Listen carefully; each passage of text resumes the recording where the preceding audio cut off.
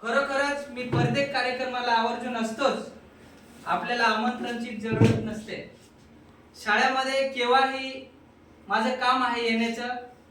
मुलांसोबत जेवण करणे असेल तर सर कोणत्या पद्धतीमध्ये शिक्षणाचा प्रवाह घेत असतात याचं पण आम्ही सरांच्या ताळमेळाने आणि इथं बसतो त्यांच्या ऑफिस मध्ये आणि विचार विनिमय करतो आणि याच्यामध्ये काय रिपेअरिंग करताय, इथल्या भौतिक सुविधा असतील किंवा गुणवत्तेच्या असतील याच्याबद्दल आम्ही सतत म्हणजे 1-2 महिन्यानंतर आम्ही सरांसोबत आमची चर्चा असते. हीच गुणवत्ता वाढीसाठी तुम्ही जो उपक्रम शिक्षण परिषदेचा हा खूप आवडीचा आहे. तुम्ही स्वतः मुलं बनवून खेळतात ही एक मोठी आनंदाची बाब आहे.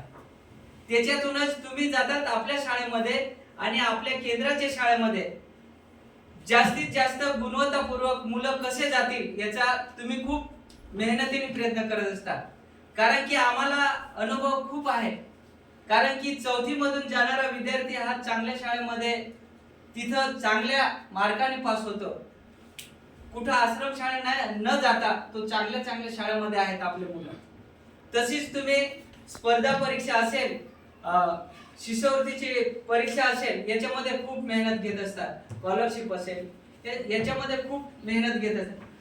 मला सांगायचं तात्पर्य एवढंच आहे की आपले मुलं आहेत, आपल्या मुलांना आपण घडवलं तर आपलं गाव घडेल. हीच मोठी आहे जिम्मेदारी, ही तुमच्यावर आणि माझ्यावरती आहे.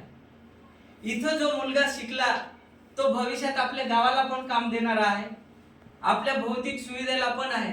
मागे आता माझी विद्यार्थी मेळावा झाला, खूप आनंदाची गोष्ट झाली.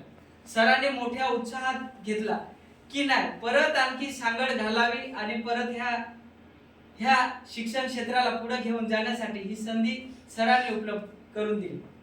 मला सांगायचं एवढंच आहे, तुम्ही मेहनत घेत आहात.